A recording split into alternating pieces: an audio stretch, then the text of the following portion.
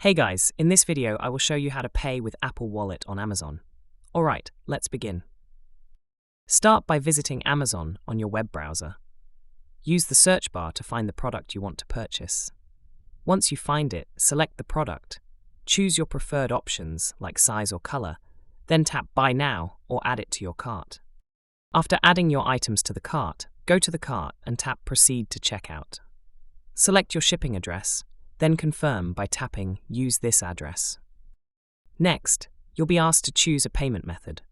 Tap Add a credit or debit card. Now open your Apple Wallet and view your Apple Card details. Tap the three dots on the card, then tap Card Number.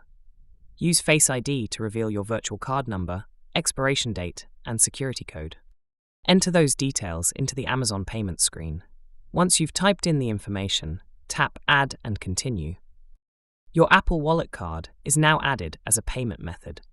From here on, you can use your Apple Card through Apple Wallet to complete purchases on Amazon, even though Apple Pay is not directly supported on Amazon. So that's basically how you can pay with Apple Wallet on Amazon. And that's it for this video. If you find this helpful, consider subscribing and giving this a big thumbs up. Thanks.